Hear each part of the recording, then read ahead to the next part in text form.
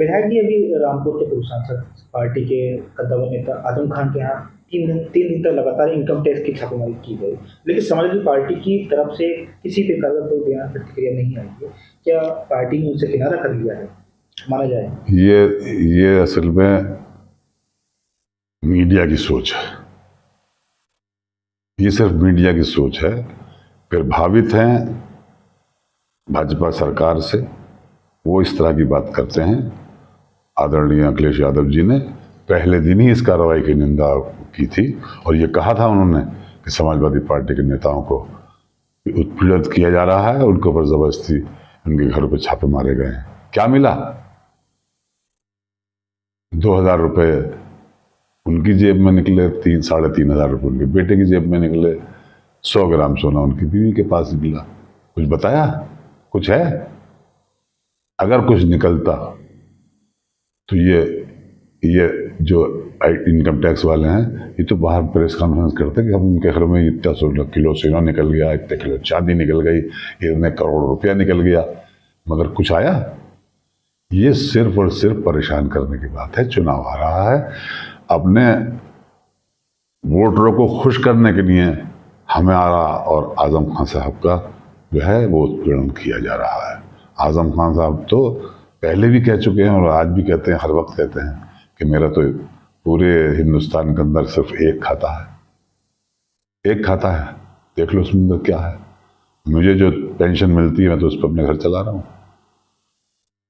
अब जबरदस्ती, क्योंकि एक ऐसा आदमी इस उत्तर प्रदेश की धरती पर पैदा हो गया जिसने एक यूनिवर्सिटी बना दी।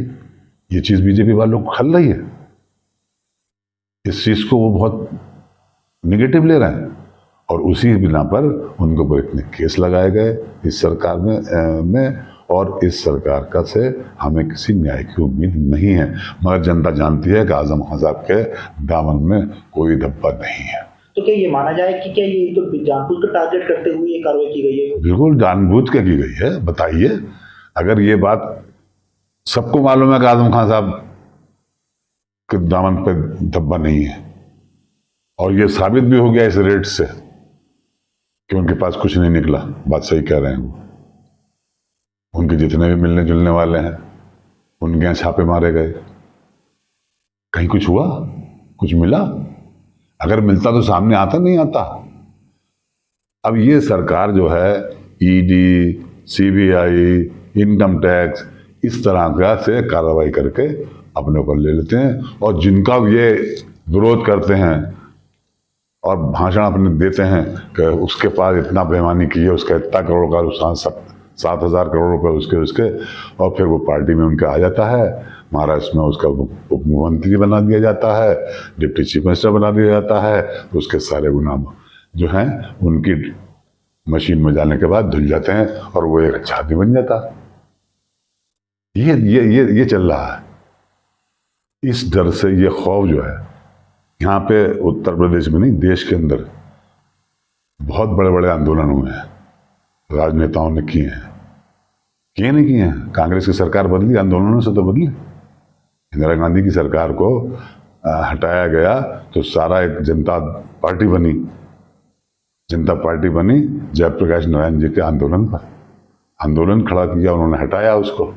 कितने लोग, उस वक्त इमरजेंसी लगाई गई, कितने लोग चले गए, मगर किसी के ऊपर भी देशद्रोह का मुकदमा, किसी के ऊपर भी आईटी का रेड, किसी पे भी किसी तरह का नुकसान नहीं किया गया, सिर्फ जेल भेजा गया, मुकदमे नहीं लाए गए। इन्होंने तो आंदोलनों की रीढ़ की हड्डी तोड़ी।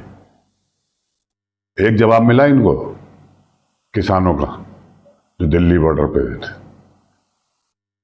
उनको मिला और उनका आंदोलन नहीं टूटा। और जुझारू कौम लड़ती रही बराबर, किसान लड़ता रहा और आज नाम क्या हुआ कि मोदी जी को वो कानून वापस लेना पड़ गया। वहां पर सैकड़ों आदमी मर गया, किसान मर गया, एक लफ्ज नहीं बोले मोदी जी पार्लियामेंट के अंदर। कहीं बोल रहे हैं? हिंदुस्तान की महिलाओं को नंगा नचाया जा रहा है, कोई बोला? क्या हो रहा है देश के अंदर? बुरा हाल है। देश की जनता अब बदलाव की तरफ आ गई है। तो सब सोच रही है कि इसको बदल सकता अगर कोई है तो इंडिया ही बदल सकता है, इसलिए सब लोग इंडिया की तरफ आ रहे हैं। और आप देखिएगा, जब इंडिया आएगी तो न्याय मिलेगा सबको, बुलडोजर नहीं चलेगा, गोलियां नहीं मारी जाएंगी निर्दोषों पर, मकान नहीं गिराए जाएंगे, कफील डॉक्टर के खिलाफ जैसे काम हुए हैं ऐसे अब नहीं होंगे। तो आपका मानना है कि 2024 के लोकसभा चुनाव में बदलाव आएगा और इंडिया अलायंस जो है सत्ता पर काबिज होगी? बिल्कुल, जनता की राय है, मेरी नहीं है, ये जनता की राय है। आज जनता त्राही त्राही बिजी है, हर तरह से परेशान है। वो समझ गए झूठ कब तक चलेगा। इतना सफेद झूठ जितना हमारे प्रधानमंत्री जी बोलते हैं उतना किसी ने आज तक नहीं बोला। उस झूठ को ऐसा कहते हैं कि झूठ इतना बोलो कि जिसमें सच की बू आने लगे, सच आने लगे, तो इस तरह के झूठ बोले उन्होंने। अब ये 10 साल उन्होंने कर ली अपनी, 10 साल में जनता समझ गई है और अब बदलाव की तरफ आ गई है। इंडिया आएगी, हिंदुस्तान के अंदर न्याय मिलेगा जनता को, विकास होगा, हिंदुस्तान का नाम होगा देश के अंदर। अभी G20 की बैठक हुई थी, तो G20 में क्या ये हमें हेड बने हमारा देश, अच्छी बात है बना, मगर एक रोटेशन की प्रक्रिया है।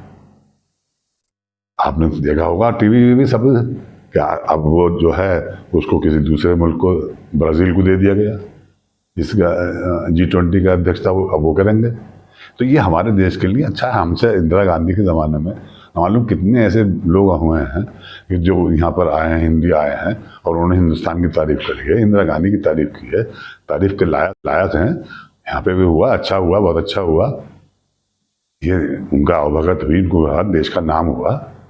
मगर देश का नाम होना चाहिए ना, आदमी अपना नाम कर रहा है, प्रधानमंत्री अपना नाम कर रहे हैं, भाई देश का नाम करो ना।